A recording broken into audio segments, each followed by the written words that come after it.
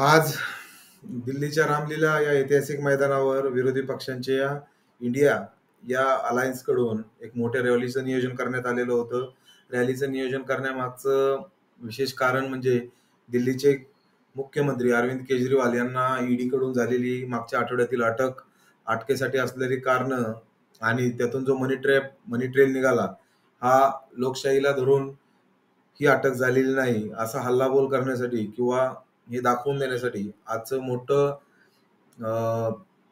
मोठी रॅली ही त्यांचं बळ दाखवण्यासाठीची रॅली होती. दिल्लीच्या म्हणजे आपल्या देशाच्या मुख्य राजधानीमध्ये हे रॅली काढण्याचं कारण असं की या घटनेकडे फक्त देशातीलच लोकांचं नाही तर परदेशातील म्हणजेच मोठमोठे जे देश आहेत, अमेरिका असेल, जर्मनी असेल, UK यांनी या घटनेकडे बारकाईने लक्ष ठेवलेलं होतं. परराष्ट्र मंत्रालय अमेरिका यांच्यामार्फत भारताच्या परराष्ट्र खात्याला लेटरही आलेलं होतं की इलेक्शन्स डिक्लेअर झाल्यापासून ज्या घडामोडी घडत आहेत या नक्कीच भारतासारख्या मोठ्या लोकशाही राष्ट्राकडून अपेक्षित नाहीत. यावर आपल्या परराष्ट्र खात्याने एका अधिकाऱ्यामार्फत त्याचा रिप्लाय दिलेलाही आहे की या गोष्टींमध्ये तुम्ही लक्ष घालू नका. आमचा देश हा लोकशाहीवरच चालत आहे. ह्या मुद्द्यालाच जुळेल अशी कुठलीच घटना आताच्या काळामध्ये मूळतः जेव्हापासून लोकसभा इलेक्शन्स डिक्लेअर झालेले आहेत किंवा जेव्हापासून NDAने म्हणजे भाजप शासित आघाडीने किंवा भाजपच्या मोठ्या नेत्यांनी 400 पारचं टार्गेट ठेवून या निवडणुकीत उतरण्याची तयारी दाखवली, तेव्हापासून कोणतीच घटना ही लोकशाहीला धरून किंवा गेल्या 10 वर्षातील भरपूर घटना ह्या लोकशाहीला धरून नाहीत. हे असं इथल्या जनमानसांच्या मनात, इथल्या विरोधी पक्षातील नेत्यांच्या बोलण्यात आणि नेहमी दिसून आलेलं आहे. याचे पडसाद गल्लीपासून ते देशाच्या सुप्रीम कोर्टापर्यंत दिसून आलेले आहेत. विविध विषयांवर सुप्रीम कोर्टाने त्यांचे विषय नोंदवलेले विचार किंवा मतं ही किती परखड होती आणि किती टोकाची होती हेही या सगळ्या गोष्टींमधून दिसून येत आहे. मूळतः ज्या घटना गेल्या 10 वर्षात घडलेल्या आहेत, मग ते 2016ला झालेली नोटबंदी असेल किंवा 2019ला झालेला पुलवामा हल्ला आणि त्यानंतर झालेले काही डोनेशन्स होते हब टेक्नॉलॉजी किंवा हब या पाकिस्तानी कंपनीकडून इलेक्ट्रोल बॉन्डच्या माध्यमातून, यावर आता उघडकीस आलेला डाटा असेल आणि त्यानंतर ज्या कोविडचा विषय असेल, कोविड नंतर लसींचं केलेलं बाजारपण, या गोष्टींवर झालेले विरोधकांचे आरोप असतील, हे कुठल्याच गोष्टी लोकशाहीला धरून नाहीत. आणि यातच भर पडत होती की 2014 पासून वाढलेल्या विरोधी पक्षातील नेत्यांवर हे ईडीच्या किंवा CBIच्या इन्कम टॅक्सच्या धाडी आणि त्यातून दिला जाणारा विरोधी पक्षातील नेत्यांना त्रास हा किती टोकाचा होता आणि कोणत्या स्तराला जात होता. एकतर त्यांना या सर्व धाकांखाली भाजपमध्ये समाविष्ट करून त्यांच्या झालेल्या भ्रष्टाचारांच्या आरोपांवर पूर्णपणे पडदा टाकण्यात येत होता. भरपूर नेत्यांना त्यामध्ये क्लीन चिटही देण्यात आले. त्याच्यामध्ये स्वतः अजित पवार, प्रफुल्ल पटेल, छगन भुजबळ हे महाराष्ट्रातील प्रमुख नेते, तर बाहेर ज्याच्यावर खाणकाम घोटाळ्याचा आरोप होता के राजा यांच्यावर सुद्धा नंतर त्यांना क्लीन चिट देऊन बेल देऊन पक्षात प्रवेश करून घेतलेला आहे भाजपने गेल्या आठवड्यामध्ये. या सर्व गोष्टींच्या अनुषंगाने आजची रॅली ही लोकसभा निवडणुकीच्या आधीची खूप मोठी रॅली होती.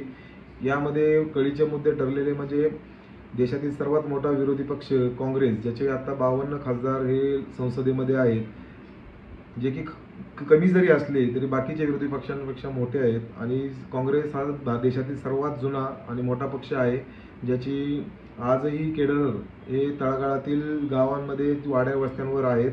जरी ते शांत झोपलेले आहेत, शांत आहेत अशी जरी लोकांची टीका किंवा मतं असली तरी सुद्धा लोकशाहीमध्ये आपापले संघटना, आपापले पक्ष वाढीसाठी लागणाऱ्या गोष्टी, याचं असणारं त्यांना स्वातंत्र्य हे अबाधित राहिलं पाहिजे, यासाठी जे काही कायदे तयार करण्यात आलेले होते त्या कायद्यांना मूठमाती देत लोकसभा इलेक्शन डिक्लेअर झाल्यापासून काँग्रेसचे 11 बँक खाते गोठवण्यात आले. त्याच्यातून 135 करोड रुपयांची वसुली इन्कम टॅक्स डिपार्टमेंटकडनं करण्यात आली.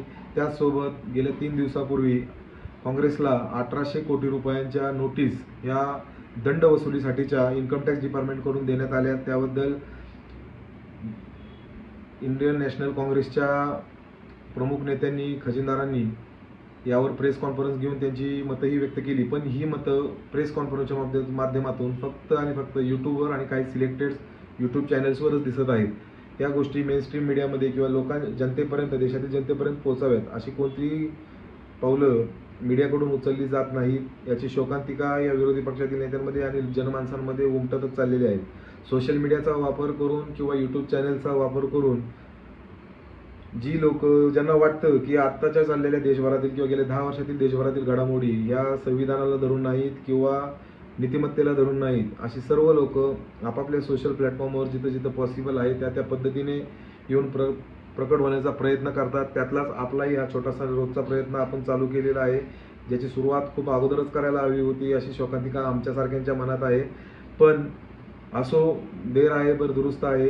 हे चाललेलं जे काही वातावरण आहे ते नक्कीच कुठल्याच पद्धतीने ॲक्सेप्टेड नाही. आज तर राहुल गांधींनी त्यांच्या रामलीला मैदानावरच्या भाषणामध्ये केलेली टीका की 2024ची लोकसभा निवडणूक ही फक्त मतदानाची निवडणूक नसून ही लोकशाही वाचवण्याची, देश वाचवण्याची निवडणूक आहे. याच्याकडे फक्त एक मतदान म्हणून बघू नका.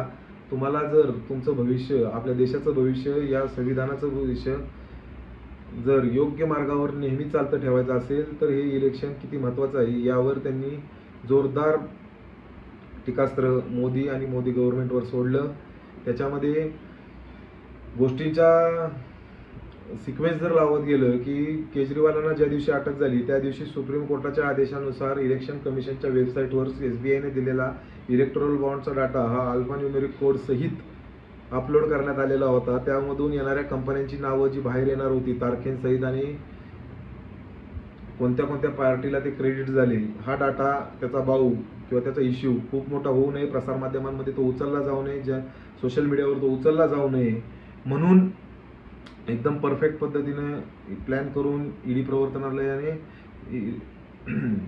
ईडीने केजरीवाल यांना अटक केली. या अटकेच्या पार्श्वभूमीवर आजची ही रॅली दिल्लीमध्ये घेण्यात आलेली होती. यामध्ये प्रमुख देशातील विरोधी पक्षातील 16 प्रमुख पक्षांचे, इंडिया आघाडीतील पक्षांचे प्रमुख नेते उपस्थित होते मंचावर. त्याच्यामध्ये राष्ट्रवादीकडून शरदचंद्रजी पवार, शिवसेना उद्धव बाळासाहेब ठाकरेचे स्वतः सर्व उद्धव बाळासाहेब ठाकरे, काँग्रेसचे मल्लिकार्जुन खरगे, सोनिया गांधी, प्रियंका गांधी, राहुल गांधी, झारखंडचे माजी मुख्यमंत्री हेमंत सोरेन यांच्या पत्नी कल्पना सोरेन, दिल्लीचे चालूचे मुख्यमंत्री अरविंद केजरीवाल जे की जेलमधूनच आपला मंत्रालय किंवा आपलं राज्य चालवण्याचा प्रयत्न करत आहेत, त्यांच्या पत्नी सुनीता केजरीवाल, तसेच तृणमूल काँग्रेसचे बंगालमधून आलेले मंत्री आणि प्रतिनिधी होते. तसेच साऊथकडच्याही सर्व राज्यातील मूळ प्रतिनिधी होते. त्यांनी आपापल्या नेत्यांचे आपापली भाषणं हे स्टेजवर लोकांसमोर मांडली. लोकांनी त्याला मोठ्या प्रमाणात प्रतिसादही दिला. आणि या सगळ्या घडामोडी घडत असताना जी लोक ईडीकडून मॅनेज झाली ती भाजपात आली, ती क्लीन चिट घेऊन बसले, त्यांना राज्यसभा देण्यात आल्या, उपमुख्यमंत्री पदं देण्यात आली आणि तेच उपमुख्यमंत्री की ज्यांनी ह्या गोष्टींना नकार दिला त्यांना ईडीने जेलमध्ये टाकले. त्यांची बेलवर पूर्णपणे बंदी आणली किंवा बेल न मिळवण्यासाठीची सर्व काळजी घेण्यात आली. जे अतिशय नीचपणाचं राजकारण ह्या देशामध्ये चाललेलं आहे असं दिसून येतं. देशातील मोठमोठे पत्रकार रवीश कुमार असतील, अभिसार शर्मा असतील, यांनी आपापल्या यूट्यूब चॅनलच्या माध्यमातून ह्या सर्व गोष्टी वेळोवेळी निदर्शनात आणून देशातील जनतेला पुढे नेण्याचा प्रयत्न नेऊन दाखवलेले आहेत. आता आपण एक छोटासा व्हिडिओ प्ले करणार आहोत. छोटा म्हणजे व्हिडिओ मोठाच आहे पण त्यातले छोटे छोटे क्लिप प्ले करणार आहोत की आजच्या या रामलीला मैदानावरील लोकशाही बचाव आंदोलनातील ज्या रॅलीतील जे प्रमुख नेत्यांची भाषणं आहेत त्यांचे काय काय मुद्दे आपण फास्ट रिबॅक रन करून पाहून त्याच्यावरचे आपली मतंही व्यक्त करणार आहोत. सुरुवातीला आपण आपल्या राज्याचे माजी मुख्यमंत्री जे उद्धव ठाकरे, महाविकास आघाडीचे पहिले मुख्यमंत्री ठरले होते उद्धव ठाकरे यांच्या भाषणाची थोडीशी क्लिप पाहूयात.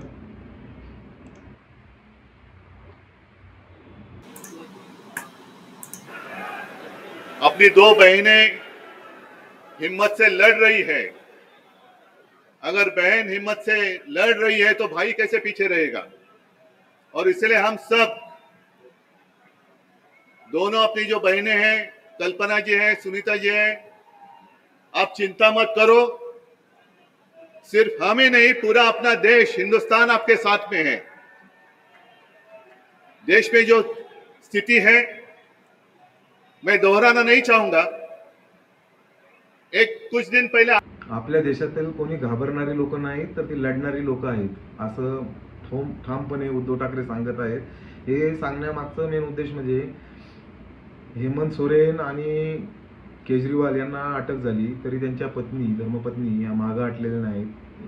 ह्या आपापल्या नेत्यांच्या खांद्याला खांदा लावून प्रत्येक ठिकाणी जाऊन रॅलीमध्ये सहभागी होत आहेत. जनतेमध्ये जाऊन जनतेला मूळ परिस्थिती समजून सांगण्याचा प्रयत्न करत आहेत. ही काही छोटी गोष्ट नाही. त्याचंच कौतुक आता उद्धव ठाकरे करत आहेत.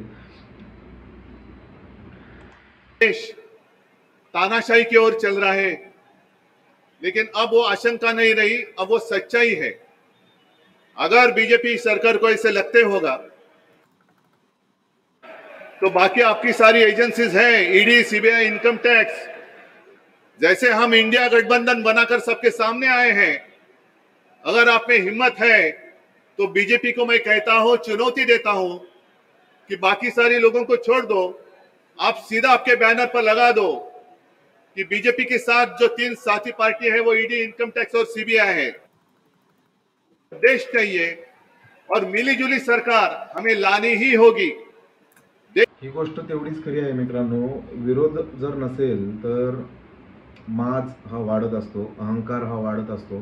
कुठेही जावा, कुठल्याही क्षेत्रात जावा, प्रत्येक ठिकाणी राजकारण हे येतच आणि ते राजकारण आलं की प्रस्थापितांना विरोध झाल्याशिवाय कोणती प्रगती, विकास किंवा चांगल्या घडामोडी किंवा चांगल्या गोष्टी होतच नसतात. गेली 10 वर्षातून जे छोटे छोटे आंदोलनं, मोठी आंदोलनं असतील त्यांना कसं चिरडण्याचा प्रयत्न या गव्हर्नमेंटकडनं करण्यात आला, चुकीच्या गोष्टी किंवा चुकीचे कायदे तयार करून कसे लादण्यात आले, या गोष्टी जर देशाने पाहिलेल्या आहेतच. आणि या गोष्टींमुळेच आज उद्धव ठाकरे हे बोलत आहेत की 400 पार नेऊन यांना नक्की सिद्ध काय करायचं आहे. आणि 400 पारसाठीची जी बांधणी चालू आहे त्याच्यामध्ये ईडी, सीबीआय, इन्कम टॅक्स सारख्या संघटना येऊन ह्यांच्याशीच त्यांनी मेन युती केलेली आहे की काय. बाकीचे पक्ष बाजूला काढून तुमच्या बॅनर्सवर आता ह्या तिघांचीच नावं लावा असं त्यांनी कुचेष्टा या गव्हर्नमेंटची केलेली आहे. ही अतिशय निंदनीय गोष्ट आहे की लोकशाही, जगातील सर्वात मोठी लोकशाही असलेल्या आपल्या भारत देशामध्ये अशा गोष्टी घडत आहेत. ह्या आजचा मुद्दा आहे की देशातील मेनस्ट्रीम मीडियामध्ये हा व्हिडिओ खूप दाखवण्यात आलेला नाही. तर खूप कमी प्रमाणात दाखवलेले मोजकी भाषणं 3-3 मिनिटाची त्यांची क्लिप्स त्या हिंदी मीडियावर किंवा मराठी मीडियावर दाखवण्यात आले. आणि जिथे दाखवण्यात आले ते फक्त यूट्यूबवर स्ट्रीमिंग करून दाखवण्यात आले. मेन टेलिव्हिजनवरचे जे चॅनल्स असतात त्यांचे तिथे एडिटोरियल ज्या गोष्टी दाखवत असतात TRPसाठीच्या, तिथं ह्या गोष्टी दाखवण्यात आलेल्या नाहीत. साहजिकच आहे, त्यांना TRPच्या पॅकेजेसची आजकालच्या गोदी मीडियाला गरज नाही राहिलेली. ते पूर्णपणा स्पेशल पॅकेजेसवर, पाकिटांवरच चालू आहेत. त्यांना TRPची नसून फक्त आणि फक्त मोदानीची गरज राहिलेली आहे. मोदानी. तर या गोष्टींची नोंद असावी. अब चाहिए मजबूत देश चाहिए और मिलीजुली सरकार हमें लानी ही होगी। देश में जितने सारे प्रांत है, जितने सारे राज्य हैं, उनका सम्मान करने वाली सर्वतोमुखी सरकार अगर हम लाते हैं और कैसे सर सगळ्या राज्यांचा सन्मान ठेवणारी सरकार असली पाहिजे. या विषयावरून आठवलं की ज्यावेळेस महाविकास आघाडीचं सरकार महाराष्ट्रामध्ये होतं किंवा ज्या देशामध्ये ज्या ज्या राज्यांमध्ये मोदींच्या किंवा भाजपच्या विरोधातील सरकार होतं, त्यांच्या मताचं सरकार नव्हतं, तिथले GSTचे पैसे असतील, योजनेचे निधी असतील, आवास योजनेचे पैसे असतील, जनधन योजनेच्या सर्व्हिसेस असतील किंवा छोट्या छोट्या ज्या गोष्टी आहेत की जिथं जनमानसांपर्यंत किंवा तळागाळातील लोकांपर्यंत ह्या मदतीचा हात पोहोचणार होता. GSTच्या वरती राज्य चालतात, GSTच्या परताव्यांवर, या सगळ्यांवर रोख असतो, थांबा असतो, एक बंधारा टाकला जातो थोडक्यात. पाण्याला जसा बंधारा टाकला जातो नद्यांवर, तसा हा बंधारा टाकला जातो आणि त्या बंधाऱ्यांवर तुंबून दिलं जातं की ह्यांचे पैसे लवकर सोडायचे नाहीत, त्यांची कामं होऊन द्यायची नाहीत, जेणेकरून हे घाईला येतात आणि शेवटी त्यांचे आमदार पडायला आपल्याला मदत होती, त्यांचं हॉर्स ट्रेडिंग करता येतं, जी गोष्ट महाराष्ट्रातही घडलेली होती. हा मूळ मुद्दे आहेत. खूप प्लॅनिंग करून भारतीय जनता पार्टीने गेले 10 वर्षात या देशामध्ये घडवून आणलेल्या गोष्टी आहेत की ज्या आपल्यासारख्या सर्वसामान्य माणसांनी आधीच लक्ष घालून या गोष्टी पाहायला पाहिजे होत्या. आता 2024चं इलेक्शन इतक्या जवळ आलेलं असताना लोक किती जागृत आहेत. आज जनमानसात तुम्ही चौकात बसला किंवा ओळखीच्या ठिकाणी 4-5 लोकांमध्ये बसला, जर कोणाला जर विचारलं नाही इलेक्ट्रॉल बॉन्ड बद्दलचा घोटाळा माहिती आहे का, मोजून 5 लोकांमधील एकच माणूस भेटतो की त्याला माहिती आहे इलेक्ट्रॉल बॉन्ड मध्ये काय घोटाळा झाला किंवा इलेक्ट्रॉल बॉन्ड हा घोटाळा आहे का. मागे काही दिवसांपूर्वी मी भाजपाचाच कार्यकर्ता म्हणा किंवा भक्त म्हणा किंवा भाजपाचेच एक असलेलं समर्थक यांना मी इलेक्ट्रॉल बॉन्डबद्दल किंवा त्यातून आलेले जे कंपन्यांची नावं आणि झालेले इलेक्ट्रॉल बॉन्डची तारखानुसारचे घोटाळे हे विचारण्याचा प्रयत्न केला. तर त्यावेळेस तो बोलला की हे आताच नाही, 70 वर्षापासून जेव्हापासून देश स्वतंत्र तेव्हापासून चालत आलेलं आहे, हे आताचं नाही, तुम्ही आता काय बोलायला लागले. काँग्रेसने पण घेतलंयच की. मित्रांनो, मूळ मुद्दा लक्षात घ्या, ही व्हॉट्सअप युनिव्हर्सिटीची नॉलेज आता जास्त दिवस टिकणार नाहीत. सर्व लोक जागृत झालेली आहेत, सुशिक्षित झालेली आहेत. ते ऑलरेडी सुशिक्षित होतेच. जेव्हापासून काँग्रेसने म्हणजे शिक्षण कंपल्सरी केलेलं होतं तेव्हापासूनच ह्या गोष्टी आता लोकांना कळतच आहेत. त्यामुळं व्हॉट्सअप युनिव्हर्सिटीचं नॉलेज, फेसबुक युनिव्हर्सिटीचं नॉलेज आता सगळीकडे चालणार नाही. 2018 साली आणलेला इलेक्ट्रॉल बॉन्डचा हा कायदा होता. त्याआधी ज्या कंपन्या आपल्या आवडत्या पक्षांना निधी द्यायच्या आहे त्यांच्या प्रॉफिटचा फक्त 7.5% देता येत होता. आताच्या कायद्यानुसार त्याला कुठलंही लिमिट राहिलेलं नाही. वरून यांनी अशी बंधनं टाकली की त्या कंपन्यांची नावं कुठेही डिक्लेअर होणार नाहीत. इलेक्शन कमिशनही करणार नाही आणि SBIही करणार नाही, की जे ती खूप गुपित राहणार होती. त्यामुळं किती प्रकारचा निधी, किती मार्गांनी निधी सत्ताधारी पक्षाला किंवा राज्यातील सत्ताधारी पक्ष असू दे, ते देशातील सत्ताधारी पक्ष त्यांना मिळणार आहे, त्याचं कुठलंही लिमिटेशन्स राहणार नव्हते. साहजिकच आहे, ते फक्त SBI बँकेच्या मार्फत होणार होतं. त्यामुळं SBI ही केंद्रीय शासनाच्या अखत्यारीत असल्यामुळं या सर्व गोष्टी केंद्र शासनाला कळणार यात काही शंकाच नव्हती. आणि त्यामुळं इतर पक्षांवरही त्यांना चाबूक ठेवायला सहकार होतो किंवा फायदा होतो. हे कोर्टात सांगण्यातही आलेलं आहे. तर अशा सगळ्या गोष्टी असताना हम सारे आए हैं चुनाव के प्रचार के लिए नहीं आए हैं, हम प्रजातंत्र की रक्षा के लिए आए हैं. और कई ने कहा कि उद्धव जी अब उन्होंने इनको साथ में ले लिया. लोग हैं, भ्रष्टाचारी लोग हैं जो भाजपा में है, जुमलेबाज लोग हैं, आतंकवादी मानते हैं. और जो सरकार किसानों को दिल्ली आने से रोकती है तो पूरे अब समय है कि पूरे लेकिन एक नारा आपको देना होगा तानाशाही के खिलाफ. अब की बार भाजपा तड़ी पर. वॉशिंग मशीन, आदर्श घोटाळा, सिंचन घोटाळा, शिखर बँक घोटाळा, 2G स्पेक्ट्रम घोटाळा, खनन खोदकाम घोटाळा, या सर्वांनंतर सुद्धा ही लोक जर भाजपमध्ये जाऊन थाटात मिरवत असतील की आम्हाला मोदींना 3ऱ्यांदा पंतप्रधान होताना पाहिजे, तर लक्षात घ्या कोणत्या प्रकारची ती वॉशिंग मशीन असेल, कशा प्रकारची तिथं लोक धुतलेली जात असतील. ढगोकामेला BJPकडे इंडिया रॅलीला किंवा इंडियाच्या कार्यक्रमांना बोलण्यात येतं, पण ॲक्च्युअलमध्ये सर्व ठग हे भारतीय जनता पार्टीमध्ये जाऊन बसलेले आहेत. त्यात काही तोडच नाही. राज्यात कुठली दादागिरी चालती किंवा देशात कोणाकोणाच्या दादागिऱ्या चालत होत्या, हे सगळे दादा आता तिथं जाऊन बसलेले आहेत. तुम्हाला माहिती आहे, मागं महिला खेळाडूंच्या आंदोलनावर ब्रिजभूषण सिंग यांच्यावर कुस्तीचे जे अखिल भारतीय कुस्ती संघटनेचे अध्यक्ष होते त्यांच्यावर अतिशय लैंगिक प्रकारचे आरोप करण्यात आलेले असताना सुद्धा त्यांची पाठराखण या BJP सरकारने कशी केली. हे मुद्दे तुम्ही जे मूळ कळीचे मुद्दे आहेत, कळीचे म्हणण्यापेक्षा जे ठोस मुद्दे फॅक्ट घडलेले आहेत राज्यात देशभरात. आज मणिपूर जळालं, तिथं भयंकर हत्या झाल्या, बलात्कार झाले, या सगळ्या गोष्टींना कशी बगल दिली, पाठ फिरकूनही बघितलेलं नाही या मोदी गव्हर्नमेंटने. लडाखमध्ये सोनम वांगचूक गेले 21 दिवस ते पूर्ण उपोषणात होते क्लायमेट फास्टवर, आणि आता ते 2 दिवस झालं पुन्हा 10 दिवसाच्या उपोषणाला बसलेले असताना त्यांच्या ज्या मागण्या आहेत त्या भारतीय जनता पार्टीच्या मॅनिफेस्टोमधील मागण्या होत्या, त्याच ते आता मागायसाठी उपोषणाला बसले. तर त्यांच्याकडे साधं कुणी एक मीडिया ट्रायल सुद्धा घ्यायला गेलेलं नाही की तुमच्या नक्की मागण्या काय आहेत आणि तुमच्या अपेक्षा काय आहेत. सोनम वांगचूक हे आंतरराष्ट्रीय स्तरावरती एक असणारं व्यक्तिमत्व आहे. त्यांनी त्यांचे केलेले शोध असतील, त्यांनी आणलेल्या वेगवेगळ्या टेक्नॉलॉजीज असतील, ह्याचा फायदा आज देशातील विदेशातील खूप मोठ्या संस्थांना, शासनांना होत आहे, आर्मीला पण होत आहे. आणि ह्या अशा व्यक्तीच्या मागण्यांकडं किंवा अशा राज्याकडं तुम्ही जर लक्ष देत नसाल, जिथं ट्रायबल कम्युनिटी जास्त आहे, लडाखमध्ये आदिवासी समूहांची संख्या जास्त आहे, त्यांच्या मूळ मागण्या ह्या त्यांच्या जमिनीशी आणि राज्याशी निगडीत आहेत. ते कोणतं अनुदान किंवा 6,000च्या घोषणा मागत नाही आहेत की जे नको असताना सुद्धा आपल्या देशातील शेतकऱ्यांना थोपवण्यात आली आहे आणि आपले शेतीला लागणाऱ्या साधन सामुग्रीचे रेट वाढवून तुम्हाला 6,000वर खुश करून तुमचे जे उत्पादन आहे शेतीतील त्याच्यातून दराचं घट करून कसं तुम्हाला आपल्याला लुटलं जातं हे सुद्धा आपल्याला समजून न देता इतक्या चॅप्टरपणे हे चालण्यात आलेलं राज्य यांना जर जनमानसात असणाऱ्या त्यांच्या मागण्यांकडे सुद्धा लक्ष देता येत नसेल तर शेवटी उद्धव ठाकरेंनी एक घोषणा दिली की आपण ऐकूनच घेऊयात के साथ है, आप लड़ाई जीतेगी और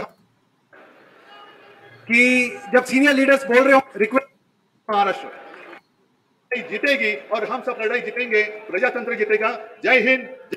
करने वाली सरकार अब की बार भाजपा तड़ीपार आपकी और बार ऐसे भाजपा तड़ीपार तानाशाही करने वाली सरकार अब की अब बार हम दिल्ली भाजपा आने तड़ीपार। नहीं देंगे। आता और सीधे जेल। महबूबा और मुफ्ती शायद त्यांचं भाषण ऐकलं। कलयुग का अमृत काल इसी को कहते हैं कि आप बिना पूछे बिना कोई कार्रवाई किए हुए लोगों में जेल में डालते हो।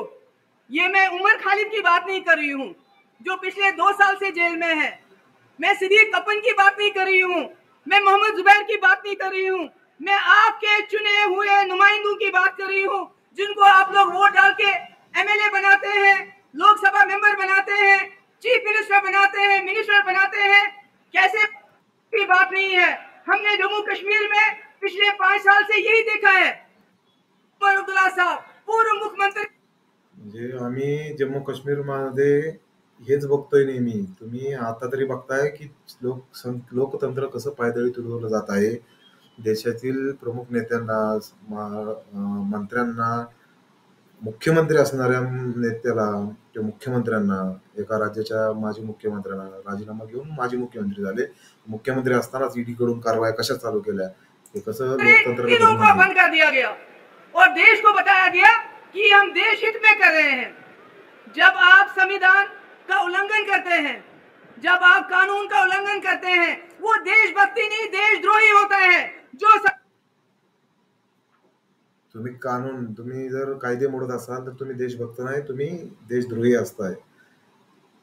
परखड बोल आहे त्यांचे। एक मुस्लिम इमेज म्हणून यांच्याकडे पाहिलं जातं ही शोकांतिक आहे। यांची भाषणं खरंच खूप चांगली आहेत। मी काही भाषणं ऐकली। धार्मिक भाषणं अजिबात नसतात। तुम्हाला कितीही वाटत असते, कितीही प्रचार तुमच्यापर्यंत करण्यात आलेला असला तरी एकदम लॉजिकली डेमोक्रेटिक पर्सन्स सारखी यांची भाषणं असतात। संविधान का उल्लंघन करेगा वो देशद्रोही है। आज जम्मू कश्मीर एक लेबोरेटरी बना है। सुनीता केजरीवाल यांचं भाषण आहे। क्या उन्हें इस्तीफा देना चाहिए? अटक झाली तरी सुद्धा केजरीवाल यांनी राजीनामा दिलेला नाही। केजरीवालांना राजीनामा द्यायची गरज नाही असं त्यांच्या मंत्र्यांकडून आणि नेत्यांकडून सतत सांगण्यात येत आहे। आज यांनी जनतेला सरळ प्रश्न विचारला की केजरीवालांना राजीनामा द्यायला लावायचा का? दिल्ली भाजपा केजरीवालांचा राजीनामा घ्या म्हणून आंदोलन करत आहे।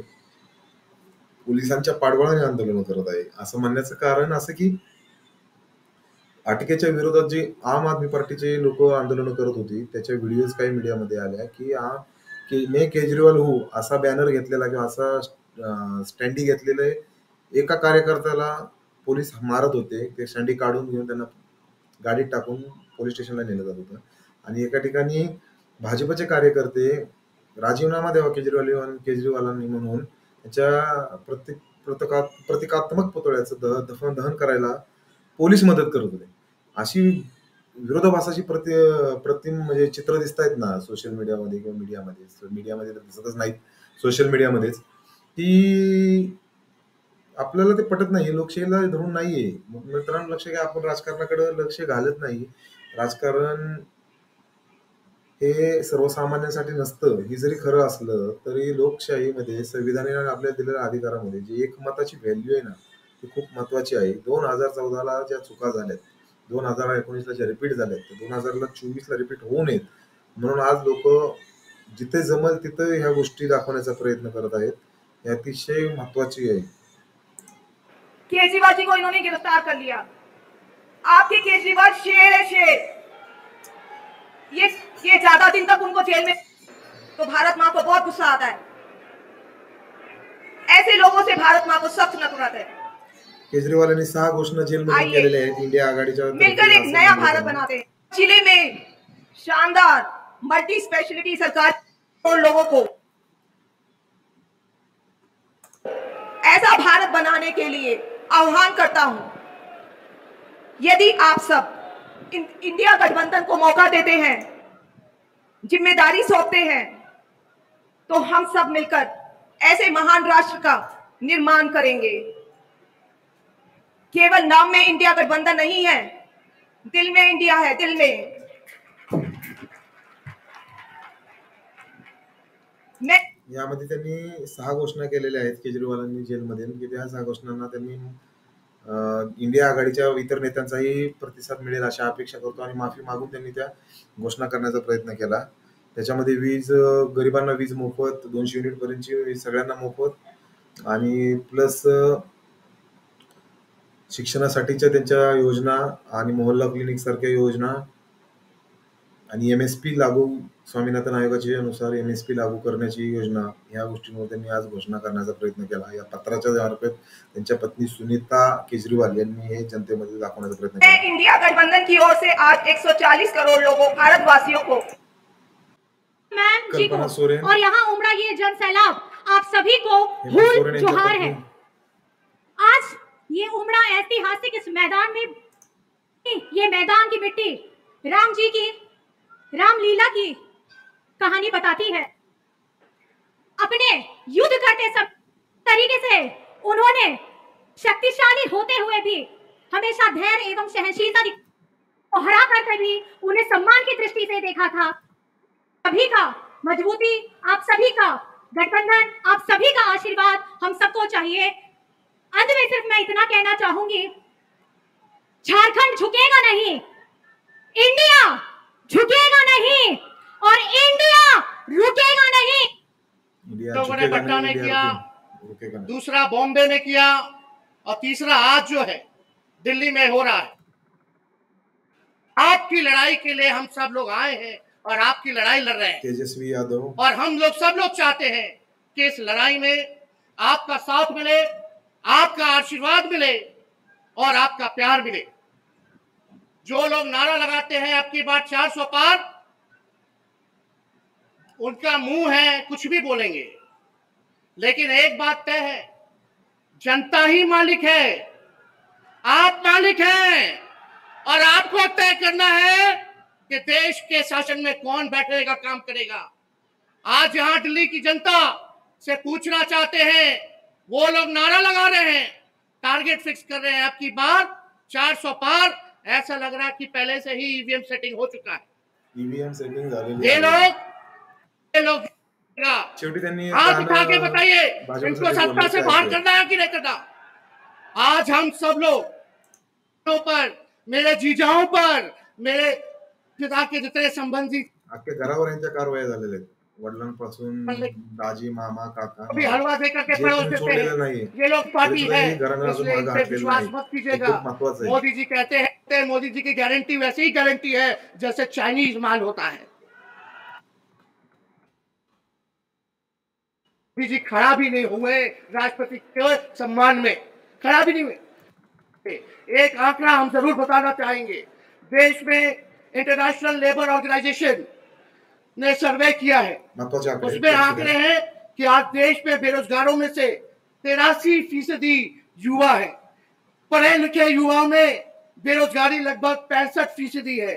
ग्रामीण क्षेत्रों में सिर्फ 17.5% युवाओं के पास ही काम है। यानी भारत की आत्मा गांव में 82% युवा आज बेरोजगार हैं और मोदी जी इसके बारे में कोई काम नहीं किया। बेरोजगारीचे आकडे त्यांनी या भाषणामध्ये बोलून दाखवले की ग्रामीण भागातील 83% लोक, 83% मुलं सुशिक्षित बेरोजगार मुलं आहेत, की जो आकडा भयावह आहे. 2 कोटी रोजगाराच्या घोषणा मोदी सरकारने 2014 साली दरवर्षी 2 कोटी रोजगाराच्या घोषणा दिल्या होत्या. म्हणजे 20 कोटी रोजगार आतापर्यंत ते देणार होते, पण दरवर्षी नोकऱ्यांची संख्या कशी कमी होत गेली किंवा नोकऱ्यांचं प्रोव्हिजन देशामध्ये कसं नाही वाढवता आलं मोदी सरकारला, याचे भयानक आकडे आहेत, पण हे आपल्यापर्यंत कधी पोहोचत नाहीत. यासाठी शोध पत्रिका, शोध पत्रकारिता आणि त्याला घेऊन पुढं येणारे लोक हे नेहमी जागृत असली पाहिजेत, पण तसं देशामध्ये कुठंच दिसत नाही. म्हणूनच आपल्यासारख्या सामान्य लोकांना आज सोशल मीडियामध्ये व्यक्त व्हावं लागतंय. तुम्ही इंस्टाग्रामवर अशी छपरी पोरांची नावं टाकून सर्च करून रील्स पाहण्यापेक्षा आहे ना, ज्या अशा इन्फॉर्मेटिव्ह रील्स आहेत या जर सर्च केल्या तर तुम्हाला भयानक प्रकारच्या गोष्टी समोर येतील, अतिशय भयानक प्रकारच्या. बनती है तो नौजवानों को हम लोग नौकरी देने का काम करेंगे। बेरोजगार हमारी बहन कल्पना जी के साथ हम लोग जो है हमारे पुलिस के जो गाणं त्यांचं दाखवतो, भारी गाणं बोलले तेजस्वी यादव. का काम करेंगे। नागपुरिया कानून को कुछ ना कहते हुए एक आंकड़ा हम जरूर बताना चाहेंगे। 65% युवा अंत हम करेंगे एक गाने के साथ। और आप लोगों ने गोविंदा का फिल्म का एक गाना सुना होगा कि तुम तो धोखेबाज हो, वादा करके भूल जाते हो। रोज रोज मोदी जी तुम ऐसा करोगे, रोज रोज मोदी जी तुम ऐसा करोगे, जनता जो रूठ गई तो हाथ मलोगे। अरे तुम तो धोखेबाज हो, वादा करके भाग जाते हो। गॅरंटी नसून वॉरंटी आहे की जॉबच मिळवून द्यायची नाही. वॉरंटी आहे की प्राइस रेट कमीच होऊन द्यायची नाही, महागाई कमीच होऊन द्यायची नाही, असा आरोप. आणि त्यानंतर पुलवामा हल्ल्यातील सत्यपाल मलिक जे त्यावेळेचे गव्हर्नर होते तिथले, त्यांनी नंतर आता त्यांच्या रिझिग्नेशन नंतर पत्रकार परिषदांमधून बोलून दाखवलेलं आहे की मोदींना त्या पुलवामा हल्ल्याबद्दलचं सत्यही जाणून घ्यायचं नव्हतं की जे मी समोर आणण्याचा प्रयत्न करत होतो. What did Narendra Modi want to hide?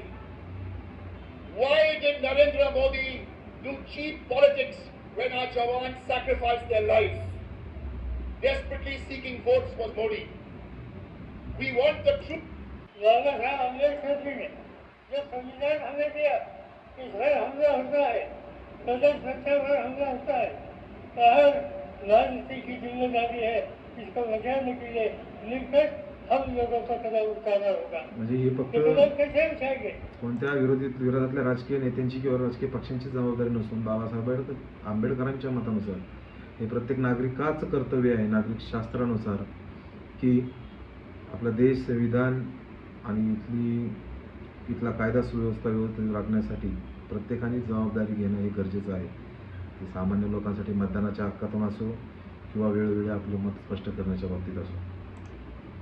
कोई ज़्यादा बोलने के लिए खड़ा नहीं हो, मगर आज देश में इलेक्शन की प्रक्रिया शुरू हुई.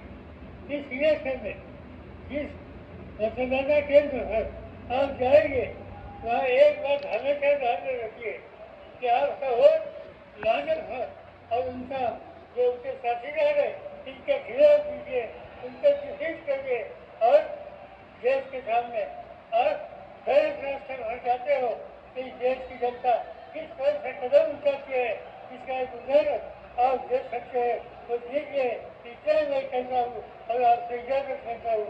जय हिंद. आता यानंतर आपण एकच भाषण पाहूयात राहुल गांधींचं. भगवंत मान यांनी सुद्धा खूप छान भाषण केलं होतं. अभी नाम लेना चाहता हूं क्योंकि वो आज यहाँ है नहीं, मगर दिल में हम सब एक साथ खड़े हैं. भाइयों और बहनों, आजकल आईपीएल के मैच चल रहे हैं, देखते हो आप लोग. मैच फिक्सिंग शब्द सुना है आपने? सुना है? जब बेईमानी से एम्पायर पर दबाव डालकर प्लेयर को खरीदकर कैप्टन को डराकर मैच जीता जाता है. क्रिकेट में उसको मैच फिक्सिंग कहा जाता है. हमारे सामने लोकसभा का चुनाव है. अंपायर किसने चुने? नरेंद्र मोदी ने. हमारी टीम में से मैच शुरू होने से पहले 2 खिलाड़ियों को अरेस्ट करके अंदर कर दिया। तो भाइयों और बहनों, ये जो चुनाव हो रहा है, नरेंद्र मोदी जी इस चुनाव में मैच फिक्सिंग करने की कोशिश कर रहे हैं। ये जो उनका 400 सीट का नारा है, ये बिना ईवीएम के, बिना मैच फिक्सिंग के, बिना सोशल मीडिया और प्रेस पर दबाव डालकर खरीदकर ये 180 पार नहीं होने जा रहा है। सब मिलाकर आप देखिए, कांग्रेस पार्टी विपक्ष की सबसे बड़ी पार्टी है। हमारे सारे के सारे बैंक अकाउंट बंद कर दिए गए हैं। चुनाव के बीच में देश की सबसे बड़ी ऑपोजिशन की पार्टी के सारे अकाउंट बंद कर दिए।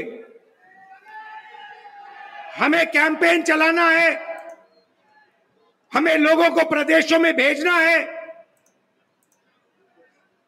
पोस्टर लगवाने हैं, सारा का सारा जो हमारे रिसोर्सेज हैं, बैंक अकाउंट बंद कर दिए गए।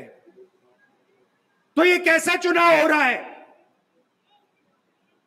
नेताओं को धमकाया जाता है, पैसे देकर सरकारों को गिराया जाता है, नेताओं को जेल में डाला जाता है। केजरीवाल जी को, सोरेन जी को ये पूरी की पूरी मैच फिक्सिंग करने की कोशिश की जा रही है।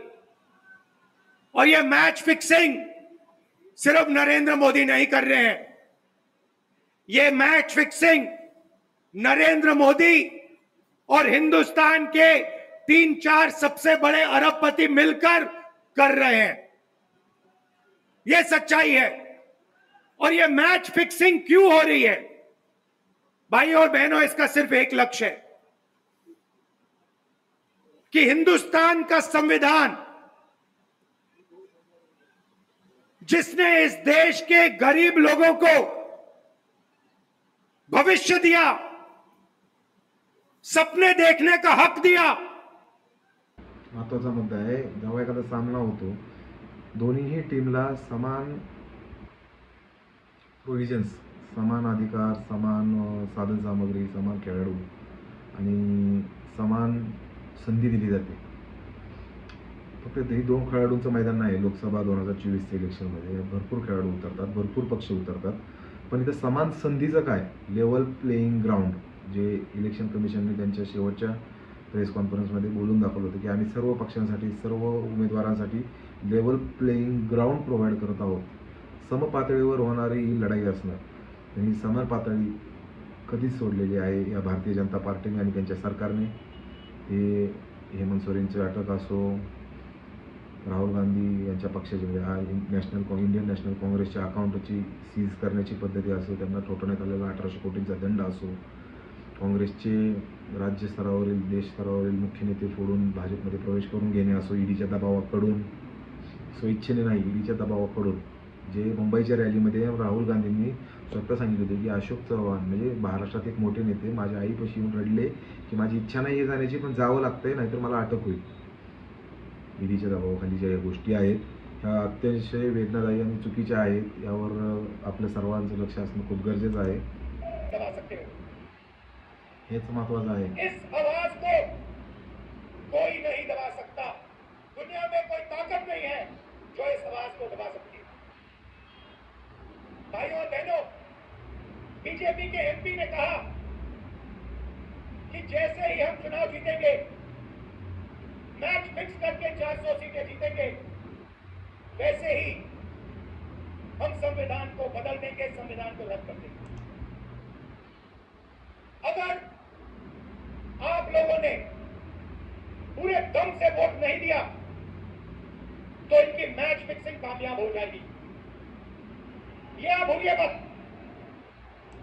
मतदान जर तुम्ही पूर्ण क्षमतेने नाही केलं आणि योग्य ठिकाणी नाही केलं तर यांची मॅच फिक्सिंग सक्सेस होईल, संविधानामध्ये बदल होईल असा आरोप राहुल गांधींनी केला.